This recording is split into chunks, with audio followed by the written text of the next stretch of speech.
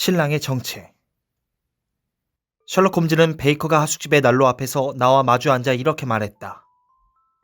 여보게, 인생은 인간의 정신이 창조해낼 수 있는 그 어떤 것보다 기기묘묘한 것일세. 인간의 상상력은 진부한 일상사에도 미치지 못하지.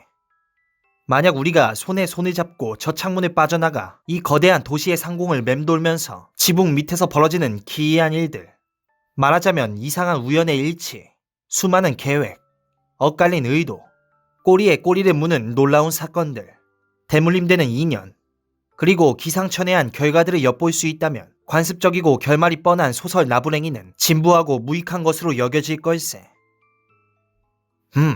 하지만 나는 그렇게 생각하지 않네. 나는 대답했다. 신문에 보도되는 사건들은 대개 노골적이고 상스럽기 짝이 없네. 경찰 보고서는 사실주의의 극치를 달리고 있지만 그 결과는 솔직히 말해서 재미도 예술적인 아취도 없어. 사실적인 효과를 내려면 일정한 선택과 분별이 있어야 하지. 하지만 경찰 보고서는 상세한 서술로 사건 전체의 생생한 본질을 알려주기보다는 공문서 특유의 상투적 문구에 더 치중하는 단점이 있네. 그래서 경찰 보고서를 보면 일상사만큼 부자연스러운 일은 없게 되지. 홈즈의 말에 나는 웃으며 고개를 저었다. 자네의 그런 생각을 충분히 이해할 수 있네. 물론 자네는 세계 대륙에 걸쳐 곤경에 빠진 사람들에게 비공식적인 조언과 도움을 제공하다 보니 이상하고 기괴한 사건들에 자주 접하게 되겠지. 하지만 이걸 보게. 나는 조간신문을 집어들었다. 어디 자네 말이 옳은지 한번 시험해보자고. 여기에 아내를 학대하는 남편이라는 기사가 큼지막하게 실려있네. 나는 이 기사를 읽어보지는 않았지만 내용은 안 봐도 뻔하네. 이건 딴 여자하고 바람이 나서 상습적으로 술을 마시고 아내를 구타하는 남자 얘기가 분명해. 거기에 언니를 가엾게 여기는 여동생이나 집주인 아주머니가 등장하겠지. 아무리 형편없는 작가라도 이보다 형편없는 소설을 지어내지는 못할걸. 안 됐지만 얘를 잘못 든 것 같군. 홈즈는 신문을 집어들고 기사를 훑어보며 말했다. 이건 던데스 별거 사건이라네. 사실 나는 이 사건과 관련된 몇 가지 사소한 문제를 밝혀준 적이 있지. 이 남자는 술 한 방울 입에 안 댈 뿐 아니라 바람을 피운 적도 없는 사람이야. 그런데 문제는 이 남자가 식사 때마다 틀니를 빼서 아내에게 집어던지는 습관이 있다는 거지. 어때? 웬만한 소설가의 상상력으로는 생각도 못할 행동 아닌가? 자, 이 코담배 한 줌 짚고 이번에는 나한테 졌다는 거 인정하게. 홈즈는 뚜껑 한가운데 커다란 자수정이 박힌 금제 코담배 값을 내밀었다. 그것은 그의 건박한 생활과는 너무도 대조적으로 휘황찬란한 물건이어서 나는 그 물건에 대해 물어볼 수밖에 없었다. 아, 이건 말인가. 몇 주 동안 자네를 보지 못했다는 걸 깜빡 잊고 있었군. 이건 보헤미아 왕이 아이린 애들러 사진 사건을 도와준 것에 대한 보답으로 보내준 작은 기념품이라네. 그럼 그 반지는? 나는 홈즈의 손가락에서 유난히 번쩍거리는 것을 흘끗 바라보며 물었다. 이건 네덜란드 왕실에서 보내준 거지. 내가 왕실의 미묘한 문제를 해결해주지 않았나. 물론 문제의 성격상 나의 사건 기록을 책으로 펴내준 자네에게도 아직 고백하지 못했네만. 그런데 지금 수사하고 있는 사건은 없나? 나는 궁금증을 이기지 못하고 이렇게 물었다. 10건인가 12건인가 있네. 하지만 흥미로운 사건은 없어. 다 중요한 사건들이긴 하지만 재미는 없지. 그런데 나는 조사 과정에서 재미를 느끼게 하는 것들은 대개 중요하지 않은 사건들이라는 걸 알게 되었네.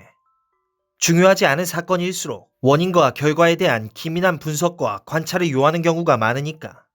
대형 범죄일수록 단순한 경향이 있지. 왜냐하면 큰 범죄일수록 동기가 뚜렷한 게 보통이거든. 요즘 담당하는 사건 중에서는 프랑스 마르세유에서 의뢰가 들어온 다소 복잡한 사건을 빼면 별로 흥미로운 게 없다네. 하지만 이제 좀 더 괜찮은 일이 들어올지도 모르겠군. 길 건너편에 서 있는 아가씨가 날 찾아온 것 같으니까 말이야. 홈즈는 자리에서 일어나 창가로 다가가서 런던의 우중충한 회색 거리를 내려다보았다. 그의 어깨 너머로 내다보니 길 건너편에 체구가 큰 여성이 서 있는 게 보였다. 그녀는 푹신한 모피 목도리에 하늘거리는 커다란 빨간 깃털을 꽂은 챙이 넓은 모자를 요염하게 눌러쓰고 있었다. 이렇게 공작 부인처럼 화려한 차림으로 장갑의 단추를 만지작거리며 같은 자리를 맴돌던 여성은 가끔씩 홈즈의 집 창문을 흘끗거렸다. 그러다 강둑을 박차고 출발하는 수영선수처럼 갑자기 서둘러 길을 건너왔다. 요란한 초인종 소리가 들렸다. 나는 저런 증상에 대해서 좀 알고 있지. 홈즈는 난로불 속에 담배를 던지며 말했다. 길에서 오락가락하는 것은 항상 연애 사건을 의미한다네. 조언을 구하고는 싶지만 남한테 말하기엔 너무 내밀한 문제인 것 같아서 망설이는 거야. 하지만 여기서도 좀 더 세밀한 구분이 가능하지. 남자한테 크게 사기당한 여자는 망설이지 않아. 초인종 줄이 끊어져라 잡아당기지. 하지만 저 아가씨는 화가 났다거나 슬프다기보다는 오히려 당황한 것 같으니 오늘 일은 연애 사건으로 봐도 되겠군. 이런, 아가씨가 우리의 궁금증을 풀어주러 올라오셨군. 홈즈가 말하는데 노크 소리가 나더니 제복을 입은 소년이 들어와 메리 서덜랜드 양이 오셨다고 전했다. 검은 옷을 입은 작은 소년 뒤에 바로 그 숙녀가 서 있었다. 콩알만한 나룻배 뒤에 상선 하나가 돛을 활짝 펴고 있는 듯했다. 셜록 홈즈는 정중하고도 따뜻하게 숙녀를 맞아들이고 방문을 닫았다. 그리고 숙녀에게 의자를 권한 다음 특유의 살피는 듯 방심한 듯한 태도로 여자를 바라보았다. 홈즈가 말문을 열었다. 시력이 나쁜데도 타자를 그렇게 많이 치는 게 힘들지 않습니까? 처음에는 그랬어요. 숙녀는 대답했다. 하지만 이제는 자판을 외워서 보지 않고도 칠 수 있으니까 괜찮아요. 그러다 문득 홈즈가 한 말의 의미를 깨닫고 깜짝 놀라 눈을 들었다. 크고 상냥한 얼굴에 경악과 공포의 빛이 스쳐갔다. 선생님, 제 소문을 들으셨군요. 그녀가 소리쳤다. 그렇지 않다면 저에 대해서 어떻게 알 수 있겠어요? 하하하, 염려 마십시오. 홈즈는 껄껄 웃으며 말했다. 뭐든지 알아내는 것이 제 직업이니까요. 저는 훈련을 통해 다른 사람들이 놓치는 것을 보게 되었습니다. 그렇지 않다면 굳이 저에게 상담하러 오실 이유가 없겠죠. 제가 여길 찾아온 것은 에서리지 부인 댁의 얘기를 들었기 때문이에요. 선생님께선 남들이 다 죽었다고 단정하고 포기한 부인의 남편을 아주 쉽게 찾아주셨죠. 홈즈 선생님, 저한테도 꼭 그렇게 해주세요. 저는 부자는 아니지만 제 앞으로 1년에 100파운드씩 들어오는 돈이 있고 게다가 타자기로 버는 돈도 약간 된답니다. 호스마 엔젤 씨가 어떻게 됐는지 알려주신다면 그 돈을 전부 드리겠습니다. 그런데 여기 올 때 그렇게 서둘러 집을 나온 이유가 뭐였습니까? 셜록 홈즈는 두 손의 손가락 끝에 맞대고 천장을 지그시 바라보며 물었다. 메리 서덜랜드의 조금 멍한 듯한 얼굴에 다시 놀란 빛이 스쳐갔다. 예, 저는 화가 나서 현관문을 쾅 닫고 나왔어요. 윈디 뱅크 씨. 말하자면 제게 아버지 되는 사람인데요. 그 사람의 태평한 태도를 보니까 분통이 터져서 견딜 수가 없었어요. 그 사람이 경찰에도 선생님한테도 가려고 하지 않고 괜찮을 거라는 얘기만 되풀이하지 않겠어요? 그래서 화가 나서 외출복으로 갈아입고 바로 여기로 달려왔죠. 아버지는 물론 개부시겠군요. 성이 다른 것을 보니. 예, 의붓 아버지예요. 제가 그 사람을 아버지라고 부르긴 하지만 생각하면 정말 우스운 일이죠. 그 사람 나이가 저보다 고작 5살하고 2달 더 많을 뿐이니까요. 어머니는 살아계십니까? 그럼요. 엄마는 아주 건강하게 살아계세요. 엄마가 아버지가 돌아가신 지 얼마 되지도 않아서 더구나 당신보다 나이가 15살이나 연하인 남자랑 재혼하겠다고 했을 때 별로 기분이 좋지는 않았답니다. 돌아가신 아버지는 토트넘 코트로에서 배관업을 하셨고 조그만 사업체를 하나 남겨놓으셨죠. 엄마는 감독인 하디 씨와 함께 그걸 운영하셨죠. 하지만 윈디 뱅크 씨는 그걸 팔아버리게 했죠. 그 사람은 수완 있는 포도주 외판원이었거든요. 엄마랑 새아버지는 아버지가 남겨놓은 사업체를 4,700파운드에 팔아넘겼어요. 하지만 아버지가 살아계셨다면 그렇게 헐값에 넘기는 일은 없었을 거예요. 서덜랜드 양이 그렇게 사소한 얘기를 두서없이 늘어놓는 걸 보고 나는 셜록 홈즈가 짜증을 낼 거라고 생각했지만 오히려 그는 한껏 집중해서 경청하는 모습이었다. 홈즈가 물었다. 당신의 수입은 아버지의 유산에서 나온 것입니까? 아니요. 아버지의 유산과는 아무 상관없답니다. 그건 오클랜드에서 사셨던 네드 숙부가 저한테 남겨주신 유산이에요. 숙부님의 유산은 뉴질랜드 국채로 되어 있는데 연간 4.5%의 이자가 나오지요. 원금은 2,500파운드지만 저는 이자만 쓸 수 있고 원금은 손댈 수 없답니다. 듣고 보니 아주 재미있군요. 홈즈는 말했다. 매년 나오는 100파운드라는 적지 않은 돈과 타자를 쳐서 가외로 벌어들이는 수입을 생각한다면 서덜랜드 양은 여행도 하면서 풍족한 생활을 즐기실 수 있겠군요. 사실 숙녀분 혼자서라면 1년에 60파운드 정도만 있어도 아주 여유 있는 생활을 할 수 있지 않습니까? 홈즈 선생님, 저는 그보다 훨씬 적은 액수를 가지고 살 수 있어요. 하지만 그 사람들이랑 같이 사는 동안에는 두 사람에게 침이 되고 싶지 않아요. 그래서 제 돈은 그 사람들한테 다 줘버려요. 물론 이런 생활이 오래가지는 않을 거예요. 윈디 뱅크 씨는 저한테 나오는 이자를 한 푼도 남기지 않고 다 찾아서 엄마에게 넘기죠. 저는 타자 쳐서 버는 돈만 가지고도 잘 살 수 있으니까요. 저는 지금 한 장에 2펜스씩 받는데 하루에 15장에서 20장까지는 칠 수 있답니다.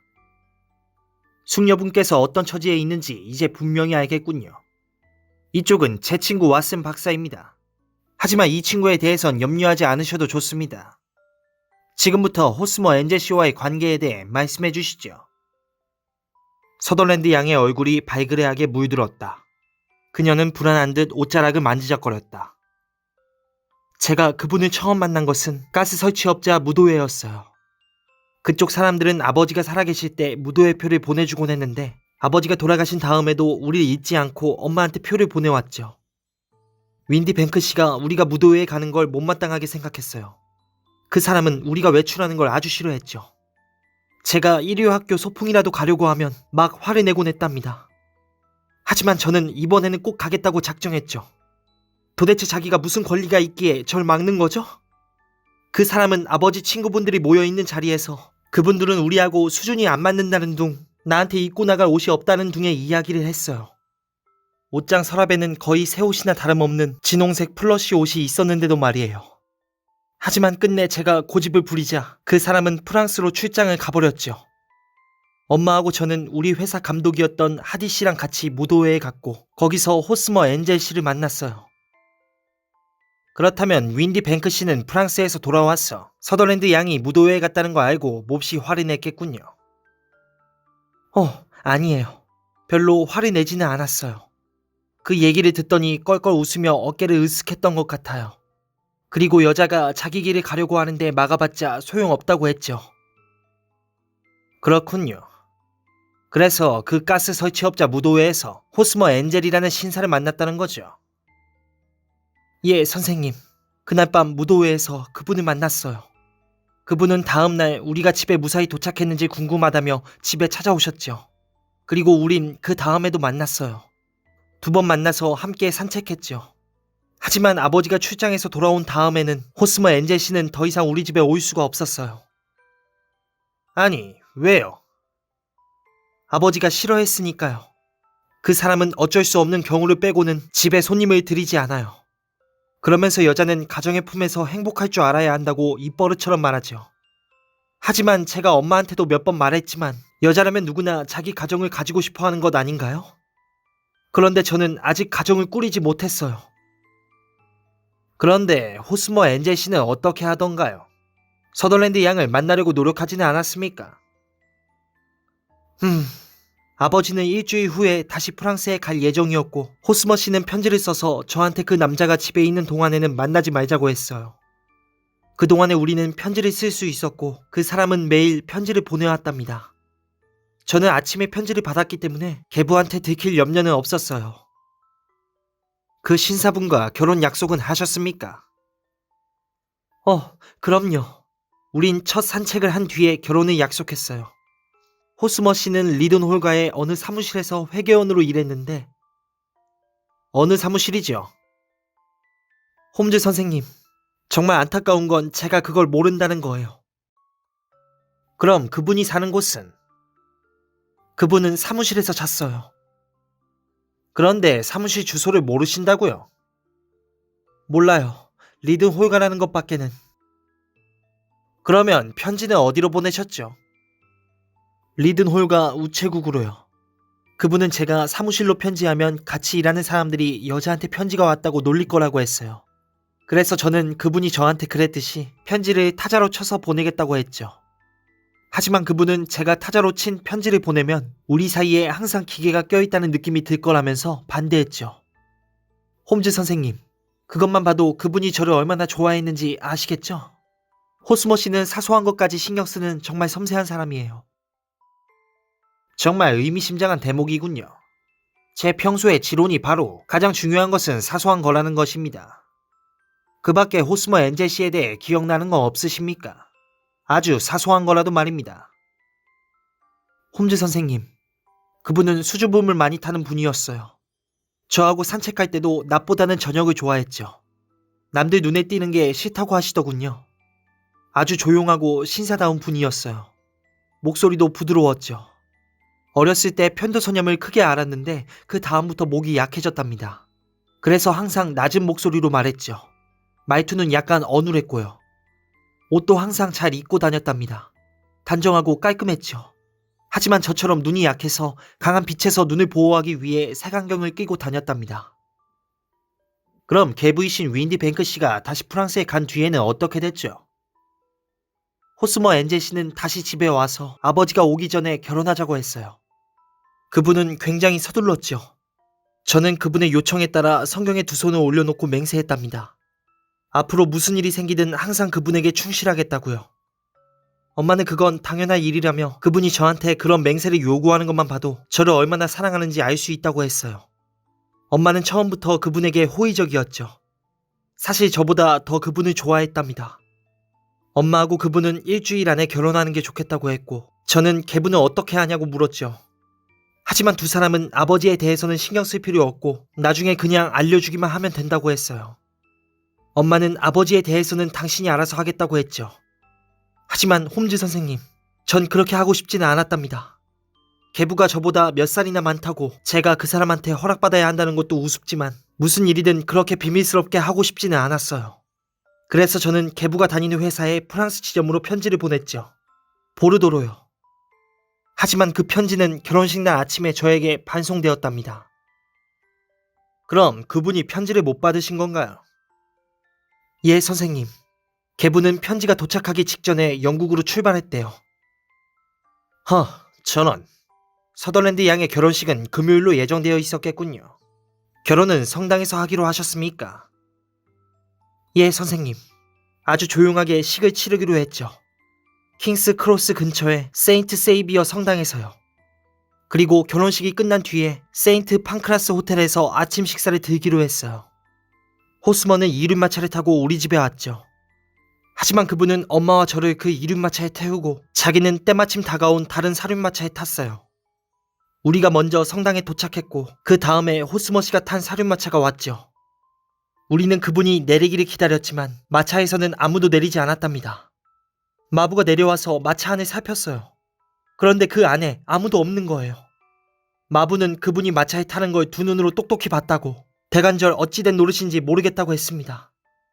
홈즈 선생님, 그게 지난주 금요일에 있었던 일이랍니다. 그리고 그것으로 끝이었어요. 그분에게 대간절 어떤 일이 생겼는지 아무 단서도 남아있지 않았습니다. 제가 보기엔 서덜랜드 양이 교묘하게 사기당한 것 같군요. 아니에요, 선생님. 그렇게 착하고 친절하신 분이 제게 그런 행동을 했을 리가 없어요. 그런데 그분은 왜 그날 아침에 앞으로 어떤 일이 생기든 자신에게 충실해달라고 요구한 걸까요? 그분은 그랬어요. 설령 어떤 예상치 못한 일이 생겨서 우리가 헤어지게 되더라도 우리는 약혼한 사이라는 걸 기억해달라고. 자신은 조만간 약혼녀를 찾으러 오겠다고요. 대체 그런 말을 한 이유가 뭘까요? 결혼식 날 아침에 그런 얘기를 들으니 기분이 아주 이상했어요. 하지만 그 뒤에 일어난 일을 생각해보니 그 말이 굉장히 의미심장하게 느껴졌답니다. 그건 정말 그렇군요. 그러면 서덜랜드 양의 의견은 엔젤 씨에게 어떤 예기치 못한 재앙이 일어났다는 것입니까? 예, 저는 그분이 뭔가를 예감하고 있었다고 생각해요. 그렇지 않고서야 저에게 그런 말을 할 리가 없죠. 그분이 예감했던 일이 일어난 게 틀림없어요. 하지만 그게 어떤 것인지에 대해서는 전혀 모르시죠? 예. 한 가지만 더 묻겠습니다. 어머니께선 그 일을 어떻게 받아들이시던가요? 엄만 아주 화를 내셨어요. 그 일은 다시는 입 밖에 내지 말라고 하셨어요. 그러면 아버지는 뭐라고 하시던가요? 계부는 무슨 일이 생겼다고 호스머에게 다시 연락이 올 거라고 생각하는 것 같아요. 저를 성당 문 앞에 데려다 놓고 그렇게 떠나버리는 것이 호스머에게 무슨 이득이 되겠느냐고 했어요. 그분이 저한테 돈을 빌려갔다던가 아니면 저하고 결혼한 뒤에 제 돈을 자기 몫으로 돌려놓았다면 뭔가 의심할 여지가 있지만 그분은 금전 문제에 대해서는 아주 담백한 분이어서 제 돈은 1실링도 넘겨다 보지 않았거든요. 그렇다면 대간절 무슨 일이 생긴 걸까요? 그분은 왜 편지도 보내오지 않는 걸까요? 저는 그 생각을 할 때마다 반쯤 돌아버릴 것 같아서 밤에는 한숨도 자지 못한답니다. 숙녀는 털토시에서 작은 손수건을 꺼내들고 몹시 흐느꼈다. 제가 경위를 조사해보도록 하겠습니다. 홈즈는 자리에서 일어서며 말했다. 틀림없이 어떤 결과가 있을 겁니다. 이제 문제는 저한테 맡겨두시고 너무 그 생각에 골몰하지 마십시오. 가장 좋은 것은 호스머 엔젤 씨를 기억에서 지워버리는 것입니다. 그분이 서덜랜드 양의 삶에서 갑자기 사라진 것처럼 말입니다. 그러면 제가 그분을 다시 만날 가능성이 없다는 건가요? 그럴 것 같습니다. 그러면 그분한테 무슨 일이 생긴 거죠? 그 문제는 저한테 맡겨주십시오. 일단 그분의 정확한 인상 차이가 필요합니다. 또 그분이 쓴 편지도요. 저는 지난주 일요일 클로니클에 사람을 찾는 광고를 냈습니다. 바로 이거예요. 이 4통의 편지는 그분이 보내온 거고요. 감사합니다. 그러면 숙녀분의 주소는? 캠버웰 라이언 플레이스 31번지예요. 엔젤 씨의 주소는 모른다고 하셨죠? 그러면 아버지의 회사는 어디에 있습니까? 계부는 펜처치가에 있는 보르도산 적포도주 수입회사 웨스트 하우스 앤 마뱅크에서 일하고 있어요. 감사합니다. 말씀 잘 들었습니다. 편지는 여기 두고 가십시오. 그리고 제 충고를 잊지 마십시오. 이번 일을 너무 마음에 담아두지 마시고 아무 일도 없었던 것처럼 새 출발을 하십시오. 홈즈 선생님, 정말 친절하시군요. 하지만 저는 그럴 수가 없답니다. 저는 호스머의 충실한 약혼녀로 살 거예요. 그분이 돌아올 때까지 기다릴 겁니다. 거창한 모자에 멍한 얼굴의 그녀였지만 그 단순한 믿음에는 어떤 고귀한 것이 있어서 절로 고개가 수그러졌다. 그녀는 작은 종이 뭉치를 탁자에 올려놓은 뒤 언제든 연락해주면 다시 오겠다는 말을 남기고 떠났다. 셜록 홈즈는 여전히 양손의 끝을 모은 채 다리를 쭉 뻗고 있었다. 그는 몇 분간 말없이 천장을 응시했다. 그러다가 선반에서 반들거리는 오래된 도자기 파이프를 꺼내들고 불을 댕겼다. 그 파이프는 홈즈에게 사색의 동반자였다. 그리고 의자에 몸을 파묻은 채 담배 연기로 굵직한 푸른 구름 화관을 연달아 만들어냈다. 그의 얼굴에 끝없이 나른한 표정이 떠올랐다. 홈즈가 말했다. 참 흥미로운 인물이군. 그 아가씨 말이야. 그 아가씨가 의뢰한 사소한 문제보다 아가씨 자신이 훨씬 흥미로워. 어쨌든 그런 일은 흔한 것이니까 말이야. 내 자료처를 뒤지면 비슷한 사건을 찾아낼 수 있을 걸세. 1877년 엔도버에서 그리고 작년에 네덜란드 헤이그에서 그런 비슷한 사건이 있었지. 한두 가지 다른 점은 있지만 발상은 전혀 새로운 것이 아닐세. 하지만 가장 교훈적인 부분은 아가씨 자신이야. 자네는 그 아가씨에 대해 나한테는 보이지 않았던 것을 많이 읽어낸 모양이군. 나는 한마디 했다. 왓슨, 보이지 않았던 게 아니라 자네가 읽어내지 못했던 것일세. 자네는 어딜 봐야 할지 몰랐고 그래서 중요한 것을 다 놓쳐버렸어. 내가 아무리 일러줘도 자네는 소매단과 엄지손톱, 구두끈의 중요성을 전혀 깨닫지 못하는군. 그 여성의 겉모습에서 무엇을 알아냈나? 어디 설명해보게. 글쎄. 그 아가씨는 챙이 넓은 청회색 밀짚 모자를 쓰고 모자에는 빨간 깃털을 꽂고 있었네. 그리고 검은 구슬을 수놓은 검정색 재킷을 입었는데 재킷 가장자리에는 검은 흑옥 장식이 붙어 있었어. 드레스는 커피색보다 짙은 갈색이었는데 목덜미와 소매에 진홍색 플러시 천으로 단을 댔네. 장갑은 회색이었는데 오른쪽 검지손가락이 떨어져 있었지. 구두는 못 봤어. 또 달랑거리는 동그란 금기고리를 하고 있었네. 전체적으로 아주 유복한 분위기를 풍겼지만 좀 가볍고 태평스럽고 안이해 보였어. 셜록 홈즈는 손뼉을 치며 껄껄거렸다. 허, 이거 참, 왓슨. 자네 정말 일취월장했구먼. 아주 잘했어. 물론 중요한 것을 몽땅 놓쳐버린 건 사실이야. 하지만 내 방법만은 제대로 터득했네. 그리고 무엇보다 자네는 색깔을 보는 눈이 날카롭군. 여보게, 전체적인 인상에 의지하지 말고 항상 세부에 집중하게. 여자들을 볼 땐 나는 항상 소매를 먼저 본다네. 남자라면 맨 먼저 바지 무릎을 보는 게 낫겠지. 자네도 보았다시피 아까 그 여성의 소매따는 보풀보풀한 플러시천으로 되어 있었네. 그건 흔적이 굉장히 잘 남는 옷감이지. 손목에 난 두 줄의 주름은 타자를 칠 때 탁자에 눌려서 생긴 자국일세. 수동식 재봉틀을 돌려도 비슷한 자국이 남지만 왼쪽 팔에, 그리고 소매단의 제일 넓은 부분이 아니라 새끼손가락 쪽에 자국이 생긴다는 점이 다르지. 그리고 나는 아가씨의 얼굴을 쳐다보고 코 양쪽이 움푹 들어가 있는 걸 봤지. 안경에 눌린 자국이었어. 그래서 나는 대담하게 눈이 나쁜데도 타자를 치느냐고 말한 걸세. 내 말을 듣고 아가씨는 깜짝 놀란 것 같더군. 나도 놀랐네 그려. 하지만 그건 틀림없는 사실이었네. 그리고 나는 발치를 내려다보고 아가씨가 구두를 짝짝이로 신었다는 걸 알고 놀라기도 하고 흥미롭기도 했네. 한 짝은 구두코에 조그마한 장식이 붙어 있었고 다른 한 짝은 장식이 없어 밋밋했지. 그리고 한 짝은 단추 5개 중에서 아래쪽 2개만 채워져 있고 다른 한 짝은 첫째, 셋째, 5째 단추가 채워져 있었지. 자, 자네는 깔끔하게 차려입은 젊은 숙녀가 단추도 제대로 채우지 않은 짝짝이 구두를 신고 온 걸 보고 집에서 서둘러 나왔다고 말하는 게 그렇게 대단한 추리라고 생각하나? 그리고 다른 건? 나는 항상 그랬듯이 내 친구의 날카로운 논리에 푹 빠져서 이렇게 물었다. 또 나는 아가씨가 외출복으로 완전히 갈아입은 다음에 집에서 뭔가를 썼다는 거 알았네. 자네는 아가씨의 오른쪽 장갑 검지손가락에 찢어져 있는 건 보았지만 장갑과 손가락에 보랏빛 잉크가 묻어있는 건 보지 못한 게 분명하이. 아가씨는 서둘러 글씨를 쓰다 보니 잉크병에 펜을 너무 깊이 담근 것일세. 오늘 아침에 그랬을 거야. 그렇지 않고서야 손가락에 잉크 자국이 그렇게 선명하게 남아있을 리 없으니까 말이야. 이 모든 것은 초보적인 것이긴 하지만 아주 흥미롭지.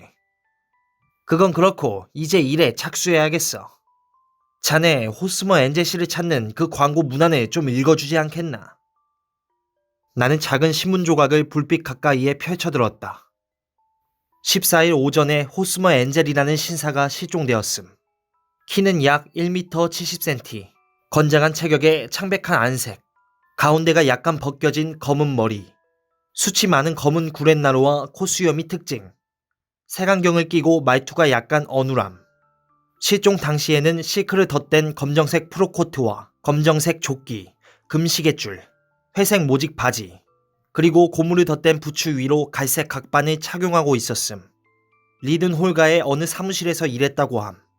위 사람의 행방을 아시는 분은 이제 됐네. 홈즈가 말했다. 그는 아가씨가 놓고 간 편지들을 바라보며 말했다. 이 편지들은 지극히 평범하네. 발자크를 한번 인용한 걸 빼면 엔젤 씨에 대한 단서는 전혀 없어. 하지만 주목할 만한 점이 하나 있네. 자네도 보면 깜짝 놀랄걸. 편지를 타자로 쳤구먼. 서명도 타자로 쳤네. 맨 밑에 호스머 엔젤이라는 깔끔한 타자 글씨를 좀 보게. 날짜도 있지. 하지만 주소는 막연하게 그저 리든 홀가라고 썼어. 그런데 그 타자 서명은 대단히 많은 것을 암시하고 있지. 사실 그걸 결정적인 증거로 봐도 좋을 거야. 무엇에 대한? 이런 친구하고는 그게 이 사건에서 얼마나 중요한 의미를 갖는지 모른단 말인가. 글쎄, 나중에 결혼 약속을 파기할 때를 대비해서 자신의 서명을 부인하려는 속셈으로 서명을 타자로 쳤나? 아니야, 그런 건 아니었어. 어쨌든 편지를 2통 써서 보내야겠네. 그게 문제를 해결해 줄 걸세. 한 통은 구시가에 있는 어느 회사에, 다른 한 통은 아가씨의 계부 윈디 뱅크 씨에게 보낼 작정이야. 윈디 뱅크 씨에게 내일 저녁 6시까지 여기로 와달라고 할 생각이네.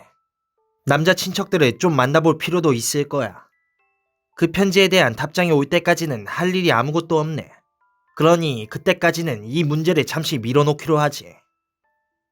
나는 그동안의 경험을 통해 내 친구의 치밀한 추리력과 뛰어난 실행력을 철석같이 믿게 되었으므로 그가 이 희한한 사건에 대해 자신감을 드러내는 데는 그만한 이유가 있을 거라고 생각했다.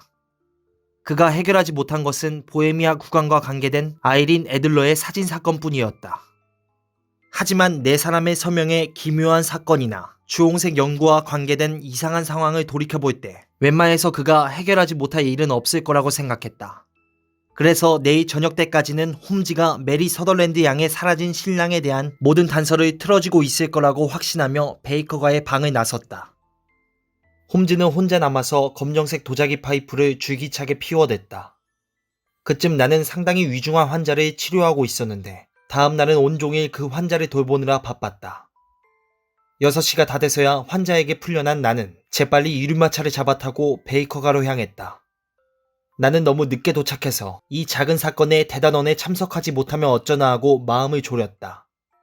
하지만 가보니 홈즈 혼자 길고 여윈 몸을 꼬부린 채 안락 의자에 파묻혀 반쯤 잠들어 있었다.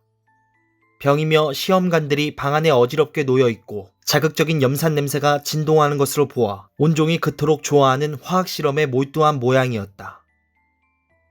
어때? 뭐 좀 나왔나? 나는 방에 들어서자마자 물었다. 응, 그건 산화바륨의 중황산염이었어. 아니, 그거 말고 수수께끼의 사건 말이야. 아, 그거. 나는 또 오늘 실험한 염류 얘긴 줄 알았지. 이 사건에는 수수께끼고 자시고 할 게 없네. 물론 내가 어제 말한 것처럼 흥미로운 내용이 몇 가지 있긴 하지만 말이야. 문제는 법적으로 그 악당을 처벌할 길이 없다는 걸세. 그게 누군데? 도대체 놈이 서덜랜드 양을 버린 이유는 뭔가? 내 질문이 끝나기도 전에, 그리고 홈즈가 뭐라고 대답하기 전에 복도에서 무거운 발소리가 울리더니 노크 소리가 났다. 제임스 윈디 뱅크시로군. 그 아가씨의 계부일세. 오늘 6시까지 여기 오겠다는 답장을 보내왔지. 들어오세요. 방에 들어온 사람은 중키에 체격이 좋은 30살가량의 남자였다. 깨끗이 면도한 얼굴은 창백해 보였고 태도는 어쩐지 상대방의 비율을 맞추는 듯 부드러웠지만 회색 눈은 찌르는 듯이 날카로웠다. 그는 우리 두 사람을 의아한 듯 쳐다보고 중산모를 벗어서 탁자에 올려놓았다. 그리고 가볍게 목례하고 가까운 의자에 옆걸음질로 가만히 다가가 앉았다. 홈즈가 말했다. 제임스 윈디 뱅크 씨, 안녕하십니까? 당신이 이 편지를 타자로 쳐서 보낸 분이시죠? 6시까지 여기 오겠다는 내용으로 말입니다. 그렇습니다. 약간 늦은 것 같군요. 하지만 아시다시피 나는 남한테 메인 몸이라서. 서덜랜드 양이 사소한 문제로 선생을 귀찮게 해드린 점에 대해서는 미안하게 생각합니다. 그런 문제를 드러내놓고 떠들고 다니는 게 과히 바람직한 행동은 아니지요. 사실 나는 서덜랜드 양이 여기 찾아오는 걸 반대했더랬습니다. 하지만 선생도 만나보셨겠지만 서덜랜드 양이 아주 다혈질인데다가 충동적인 성격을 가졌죠. 또 일단 뭘 하겠다고 마음먹으면 그 고집을 꺾을 도리가 없습니다. 물론 저는 선생에 대해서는 크게 마음 쓰지 않습니다. 경찰과는 상관없는 분이니까요. 그래도 집안일을 그렇게 떠들고 다닌다는 게 과히 기분 좋은 일은 아니죠. 게다가 그 호스머 엔젤이라는 자를 찾는 일에 돈을 들인다는 건 쓸데없는 짓 아닙니까? 대체 그 자를 무슨 수로 찾겠습니까? 그렇지 않습니다. 홈즈는 조용히 말했다. 내게는 호스머 엔젤 씨를 찾아낼 수 있다고 믿을 만한 근거가 있습니다. 윈디 뱅크 씨는 깜짝 놀라 장갑을 떨어뜨렸다. 그 말씀을 들으니 기쁘군요. 흥미로운 점이 하나 있습니다. 타자기는 사실 사람들의 필체만큼 개성적이죠. 아주 새 타자기가 아니라면 절대로 다른 타자기와 똑같은 글씨가 나오는 법이 없습니다. 유난히 마모된 활자가 생겨나고 또 한쪽만 다른 활자도 생기지요. 그런데 윈디 뱅크 씨가 보낸 편지에 대해서 말한다면 모든 E가 약간 불분명하게 찍혀있고 R은 한 귀퉁이가 약간 떨어져 나가 있습니다. 제일 눈에 띄는 건 이 두 가지지만 그 밖에도 14가지 특징이 있죠. 우리는 모든 서신을 사무실에 이 타자기로 처리합니다. 그러니 활자가 약간 닳긴 했을 겁니다. 손님은 반짝이는 작은 눈으로 홈즈를 날카롭게 쳐다보며 말했다. 그러면 윈디 뱅크 씨, 이제부터 아주 흥미로운 사실에 관해 설명하도록 하죠. 홈즈는 말을 계속했다. 나는 요즘 타자기에 대한 논문을 써볼까 하고 있습니다. 타자기와 범죄와의 관련에 초점을 맞추어서 말이죠. 그러한 주제에 대해 전부터 관심을 가져왔거든요. 여기 행방불명된 남자가 보낸 4통의 편지가 있습니다. 전부 타자기로 작성한 것이죠. 그런데 편지마다 이가 불분명하게 찍혀있을 뿐 아니라 아래 한 귀퉁이가 떨어져 나가 있습니다. 확대경으로 들여다보면 내가 좀 전에 언급한 14가지의 동일한 특징을 똑같이 찾아볼 수 있습니다. 윈디 뱅크 씨는 깜짝 놀라 일어서며 모자를 집어들었다. 홈즈 선생, 나는 그런 황당무계한 얘기에 시간을 낭비하고 싶지 않소. 당신이 그 사람을 잡을 수 있다면 잡으시오. 그 다음에 나한테 알려주시오. 그러지요. 홈즈는 말하며 뚜벅뚜벅 방문 앞으로 다가가 열쇠로 문을 잠갔다. 이제 알려드리죠. 그자를 잡았습니다. 뭐라고? 어디? 윈디 뱅크 씨는 입술까지 창백하게 질린 채 덫에 걸린 쥐처럼 주위를 두리번거렸다. 어허, 안 됩니다. 안 돼요. 홈즈는 유쾌하게 말했다. 윈디 뱅크 씨, 발뺌에도 소용없습니다. 모든 일이 뻔히 들여다 보이는데 내가 그렇게 간단한 문제를 풀 수 없을 거라고 하다니 그야말로 천부당 만부당한 일이죠. 자, 거기 앉으시오. 우리 얘기나 더 해봅시다. 손님은 유령 같은 얼굴로 도로 주저앉았다. 이마에는 구슬 같은 땀방울이 송송 맺혀 있었다. 하지만 날 기소할 수는 없을걸. 그는 더듬거렸다. 나도 그 점에 대해 염려하고 있다. 하지만 윈디 뱅크, 나도 이렇게 잔인하고 이기적이고 몰인정한 수법은 처음이군. 자, 내가 사건 경위에 대해 말해보지. 내가 틀린 얘기를 하면 서슴지 않고 말해도 좋다. 사내는 완전히 망가진 사람처럼 고개를 숙인 채 잔뜩 웅크리고 앉아 있었다. 홈즈는 한 발을 벽난로 선반 모퉁이에 붙이고 두 손을 호주머니에 찌른 채 혼잣말을 하듯이 얘기를 시작했다. 자기보다 훨씬 나이가 많은 여자랑 결혼한 남자가 있다. 여자의 재산을 보고 말이지. 그는 같이 사는 미혼의 딸 앞으로 나오는 돈까지 번번이 가로챈다. 그 같은 자에게 그만한 돈은 결코 적은 액수가 아니었으므로 그 돈을 잃는다는 것은 상상조차 하기 싫은 일이다. 그것은 노력해서 지킬 만한 가치가 있는 돈이지. 양딸은 착하고 싹싹했다. 그토록 정이 많고 사랑스러운 성격에다 얼마간의 수입까지 있는 처녀에게 머지않아 결혼할 남자가 생길이라는 것은 불보듯 뻔한 일. 물론 그녀의 결혼은 매년 100파운드씩 들어오던 돈이 더 이상 들어오지 않는다는 것을 의미하지. 이런 일을 막기 위해서 그는 어떻게 했을까? 양딸을 집에 묶어놓고 같은 또래 청년들과 교제하는 걸 엄격히 금지하는 뻔한 수법을 쓴다. 하지만 곧 그러한 방법이 영원한 답이 되지는 못하리라는 것을 깨닫는다. 양딸은 자기의 권리를 주장하며 점점 반항적으로 되고 마침내 어느 무도회에 가겠다는 명확한 의사표시를 하기에 이른다. 그때 영리한 계부는 어떻게 했을까? 교활한 계책을 꾸며낸다. 아내의 묵인과 방조화에 그는 변장을 하지. 날카로운 눈빛은 색안경으로 가리고 얼굴은 콧수염과 더부룩한 구렛나루로 위장한다. 그리고 또랑또랑한 목소리는 낮고 끈적한 목소리로 변조한다. 마침 양딸은 눈이 나쁘지. 계부는 호스머 엔젤이 되어 자신이 직접 양딸에게 구애함으로써 다른 경쟁자들을 쫓아버린다. 처음에는 그냥 장난이었소. 손님은 신음하듯 말했다. 우린 그 애가 그렇게 푹 빠질 줄 몰랐소. 그랬겠지. 하지만 경위가 어찌됐든 아가씨는 호스머에게 마음을 주었어. 그때 계부는 프랑스에 있었기 때문에 아가씨는 털끝만큼도 의심하지 못했지. 아가씨는 신사의 시선을 한몸에 받자 날아갈 듯 기뻤고 어머니는 옆에서 큰 소리로 남자를 칭찬해서 딸의 호감을 부채질한다. 그리고 엔젤이란 신사는 아가씨의 집을 찾아가기 시작하지. 실제로 효과를 내려면 이를 끝까지 밀어붙여야 했으니까. 이렇게 아가씨를 만나던 엔젤은 결혼 약속을 통해 아가씨의 감정을 영원히 자신에게 붙들어 매놓으려고 하지만 사기 행각을 영원히 지속할 수는 없었다. 프랑스로 출장 가는 척하는 것도 귀찮게 느껴졌다. 남은 일은 극적인 마무리를 통해 아가씨의 가슴에 영원히 지워지지 않는 인상을 남기는 것이었다. 그러면 아가씨는 앞으로 한참 동안 다른 남자들을 거들떠보지도 않을 테니까.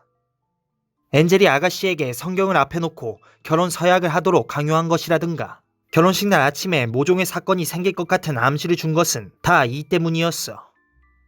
제임스 윈디뱅크는 서덜랜드 양이 호스머 엔젤과 약혼한 상태로 신랑의 운명에 대해 걱정하면서 살기를 바랬다. 그러면 앞으로 10년 동안은 다른 남자의 말에 귀 기울일 염려가 없으니까.